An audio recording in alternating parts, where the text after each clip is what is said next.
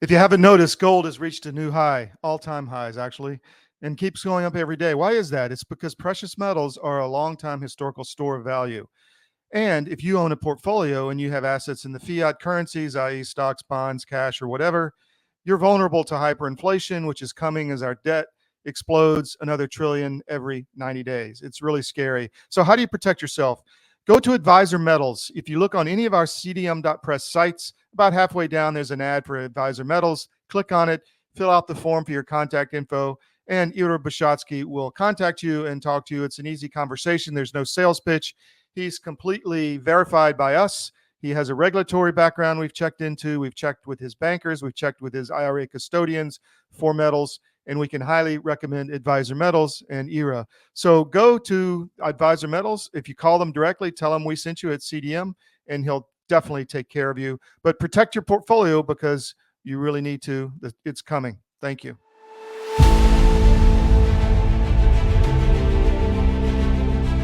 Hi there, Yifa. Thank you so much. I apologize for the link this morning. No, no worries. Everything is good. How are you?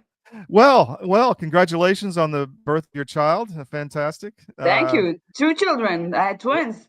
Oh, wow. I didn't know that. Wow, Yeah. you're busy then. So I'm really thankful for your time today. Appreciate it. Of Uh, course. so last time we talked, I believe it was months ago. I mean, the wars had kind of kicked off, but not really got to the climax they're coming to now in Lebanon, in Gaza, in Yemen. Now Iran's on the chopping block. What say you? Where does Israel stand right now against? As I think you called it, the ring of fire around them. Yeah, well, let's say, let's start with a general assessment. So, first of all, strategically speaking, the entire region is far better off today than it was, on October 6th, 2023. And of course, I'm not talking specifically individual suffering, and the casualties of the war and the people who were murdered and even still being held hostages by Hamas, but generally more in a macro vision, strategically looking at the region. So Hezbollah has been weakened significantly, even beyond, I think, most people's wildest dreams. And when I say most people, I don't just mean the Israelis. I also mean the Lebanese themselves, and we see a significant change and a lot of movement in a more positive direction, not necessarily in what we would like to see and call an actual positive direction, but that remains to be seen. Syria, obviously, now we saw the fall of the Assad regime. That is a major blow to the Iranian axis. This was significant in terms of their control, a ring of fire around Israel, as a way to move people and shipments and weapons from Iran all the way to Lebanon. So we now see a new regime. There's a reason to concern, by the way. I don't share the joy and happiness, and I think a lot of people would like to believe that this is some kind of a positive regime. I don't think so. We already saw them massacring the Alawites, and there's a Islamist history there. So, Well, they but killed a still lot of Christians too. killed a lot of Christians too, for Yeah. sure. Yeah, but a lot of Christians, unfortunately, were massacred by the previous regime and during the Civil War as well. The fact that the world is silent on these issues for so many years, that's a different problem that we should definitely address. So that's Syria. In Gaza, Hamas is in a dire state. They're still hanging on. We couldn't take the decision, or we wouldn't make the decision to finish the job. It's a very complicated situation, especially vis-a-vis the hostages there, and the political situation inside Israel is very challenging, because this is a very emotional issue. But I think now with the new administration in the U.S. and a new wave of support, hopefully we'll get to finish the job in Gaza and finally rid ourselves of this homicidal, crazy jihadist death cult that is on our border in the south. As per Yemen, again, remains to be seen. Unfortunately, it seems that the American alliance still believes that wars can be won from the air alone. We know that not to be true. On the other hand, there is vast support, there is vast opposition inside Yemen opposing the Houthis and fighting the Houthis. So perhaps, these attacks finally that are happening, a strong stance against the Houthis from the Western alliance will assist, those on the ground who are interested in taking their countries back from the Houthis to actually succeed in doing that. So that, still remains to be seen. But as I said, generally speaking, the situation is much better. And, I would argue that the biggest, most important job is still ahead. I mean, the tyrants of Tehran are still standing, are still sitting in their seats. The Iranian people is begging for help. They see this as an historic opportunity for them. I think it's an historic opportunity for the region, for the world, for Israel specifically. And every morning that I wake up, Todd, I open my phone and I pray that I will finally hear that there was a massive attack and some kind of a smart, sophisticated cooperation with the opposition forces on the ground in Iran, and that hasn't happened yet. So please, if once it does, please, call me and we'll have another call and we can celebrate. I'll open the champagne bottle I have here and we can talk again. Do you think the regime can be taken down from the inside with some of the resistance fighters? Absolutely. The opposition to the regime is overwhelming. This is, I think, unprecedented in the history of the world, to have a regime that is so hostile to the West, while such a vast majority of the population is so supportive of the West and so anti-regime. I think what they need is a little bit of help, even just rhetoric support, which is Yes. something they haven't really gotten from our countries until now. Well, not from the West in general. In fact, there's been a campaign against the resistance in country. We've talked about that before. Yeah. What about Turkey? I mean, HTS in Syria is an issue. Obviously, it's a Sunni regime. There's talk of fragmenting Turkey, kind of balkanizing it. Israel to the south, U.S. to the east, Turkey to the north and west. But Turkey tried to go into the T4 air base recently and establish a presence, and that didn't go over so well with the Israeli response. So what do you see? I mean, Netanyahu, I think his words were almost certain that Israel will have a conflict with Turkey. Any thoughts on that? Yes, I think we all should be very, very, very concerned. And unfortunately, if you look at the global history, there's never a vacuum. Once you defeat, the bad guy, a new bad guy emerges almost instantly, and we've seen it after World War II. And I can give you 1,000 examples. And unfortunately, it seems maybe that Turkey would be the new villain rising once the Iranian dictatorship is finally toppled down. Now, Turkey is a very strong country, very proud history, big population. I mean, the economy is in trouble, but they're still, strong enough to, to do a lot. I mean, and we saw it in Syria, and we saw it in Libya, and we saw it in many places in the last few years. The Turks are serious people, and Erdogan is a serious leader. So I'm not sure what is going on in his head, but I would not want to see us underestimating, a potential opponent. Yes, I would like to see things normalizing and maybe Turkey once again, becoming more of what I would call a normal country. But that's not necessarily what's in the cards. And he might want to go ahead and expand his empire. I mean, we know that they have these dreams of going back to the Ottomans, glorious days of the past. So they now have Syria, almost not all of Syria, but most of Syria. And we don't really know where they're going to go next. Maybe not tomorrow, maybe in 5 years, maybe in 20 years. But we cannot bury our heads in the sand, and we cannot ignore that, unfortunate possibility. Trump is saying he can maybe work a deal with Erdogan. Any trust in that, or what do you think? I think trusting in that would be the first mistake, but that goes to my first comment. Hoping for that to happen, that's a different thing. If he can strike a deal with Erdogan, maybe it will be for the best.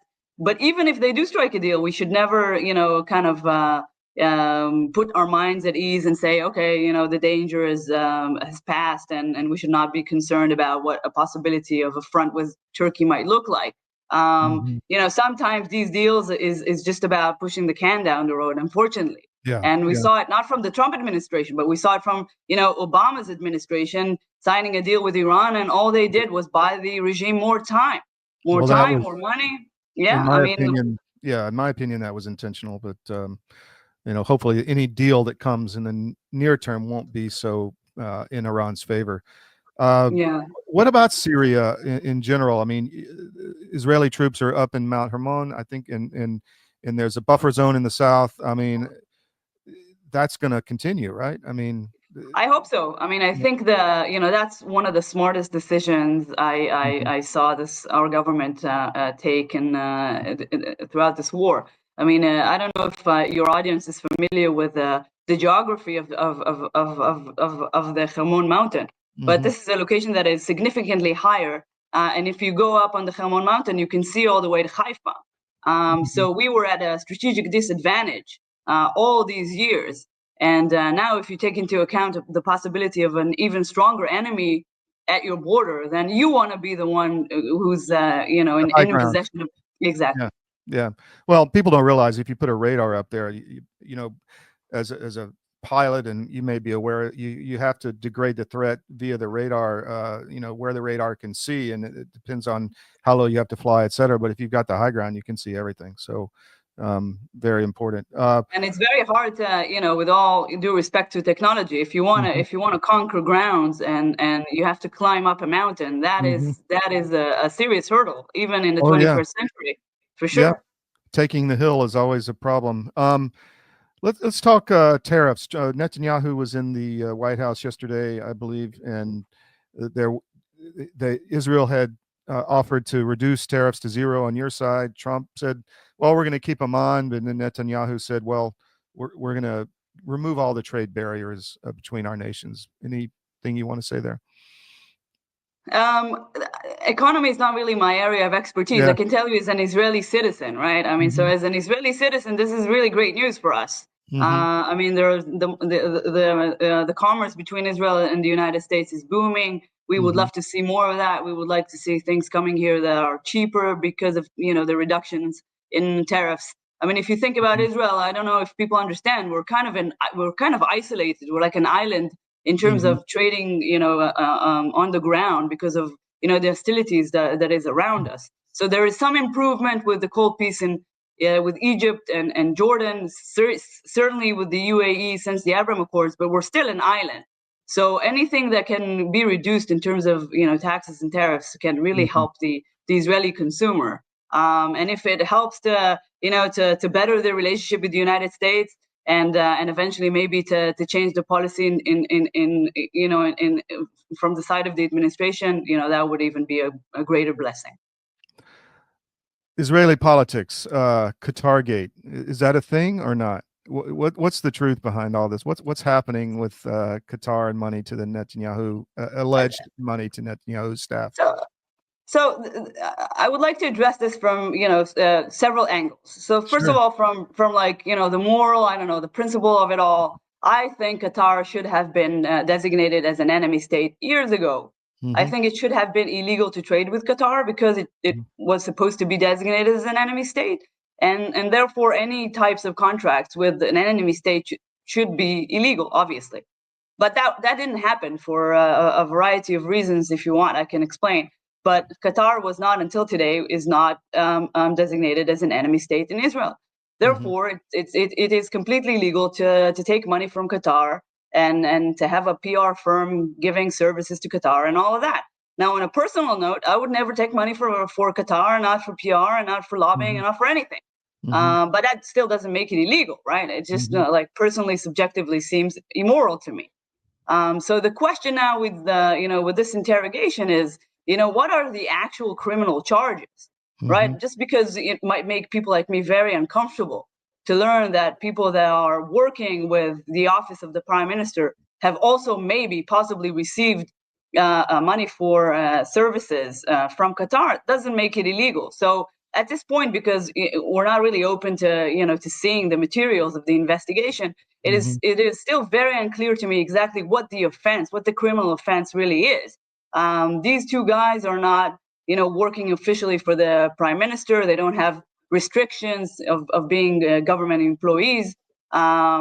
So again, I still at this point am failing to see what the criminal offense is. It does bother me again on a personal level, but that still doesn't make things criminal. So I would say, it remains to be seen. I'm waiting to for more information to come out, but it's very odd. I would tell you, like the timing, the fact that it's a very weird charge, especially since so many other people have been taking money or other benefits from Qatar, especially around the World Cup. So Yeah. I'm still waiting to learn more. What's happening with Israeli politics? Is there, before the war, there was a huge divide between, those who didn't want judiciary reform and those who did, but the war kind of put a blanket over that. But where does it stand right now? Well, Israeli politics is still chaotic. I mean, it's always been chaotic. I think we share the same kind of diseases that politics have in Western societies. I'm afraid Mm-hmm. the conversation is very disrespectful. It's very shallow. People Mm-hmm. use exclamation point like in every sentence, like they know everything on all sides. Every side thinks it's only the other side who's a problem. Blah blah blah.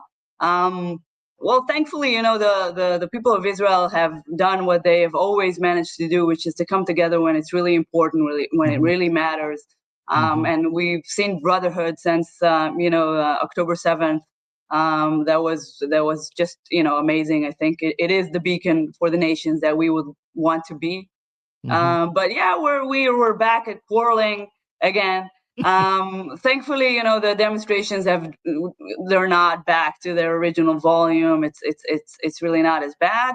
The fact that there is a political criticism is fair enough, right? It's democracy, and Mm-hmm. it should always be like that.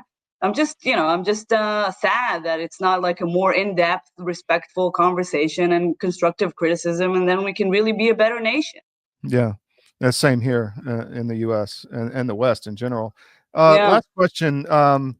Iran have, and I know you can't say anything unclassified, but the air defense systems and all that were allegedly weakened intensely by previous Israeli strikes. Do you think that's still the case? Have they been reinforced? I mean, how easy would it be? It's not going to be easy, but how difficult would it be to mount some kind of air attack on Iran with the American help or not? Well, it will certainly be significantly easier. You know what? I would say it would be significantly easier than what we had expected. Mm-hmm. The airstrike actually proved that it wasn't even really going to be that difficult as we all anticipated and thought. Yeah, yeah. So it's even going to be easier than that. Which to say it's going to be pretty easy for like a well-trained professional, an amazing army like the Israeli army and certainly the American army. Mm-hmm. I think and we're down to like understanding now pretty well where the facilities are, what would it take, Mm-hmm. weapon wise, et cetera, et cetera. I think at this point it's just a matter of taking the decision. Yeah. It's taking the decision, and if you ask me, I think that if we can somehow, it's very problematic, but I understand. I mean, and it's just a Mm-hmm. shallow conversation right now, but just to say, like, if we can have some kind of a coordination with the opposition, if this can be like the opening shot, let's say, for this well expected revolution to start playing out, then it's the best possible play. Do you see any possibility of anything good coming out of Oman on Saturday with the negotiations with Trump and Iran? No, I think only bad things can happen there. Mm, okay. Really, like, if they buy into whatever bullshit the Iranians are trying to Mhm. sell, Mhm. we know that the primary goal might be to stall. Mhm. So stalling is always, bad for our interest. It gives them time to, to get their nuclear weapon. It gives them time to reconstruct their aerial defense. It gives them time to, to fund more terrorism, to cause more problems. There's no Mhm. reason to wait. I mean, if Trump wants to do it just so that he can say he tried, fine. Maybe that's a good idea, but not anything more than that. Thank you for your time away from your brand new babies. Anything Sure. else you want the U.S. the public to know or global public to know? Yeah, I think that I think I've said this here before. I think that this is it's very hard to see when you're in it, but these are historical times, Yeah. and I urge everybody to act more responsibly, as we said, like be more respectful domestically, learn the issues in depth as much as you can, listen to other people's opinion, and worry. worry, really worry about the people who are saying explicitly that they want to kill you and destroy you. Mm-hmm. That's when they tell you what they want to do, you should listen, right? So, Right. Yifa, thanks for your time. Really appreciate it. We'll be right Sure. back on this Good gift. to see you, Todd. Thank you. Bye.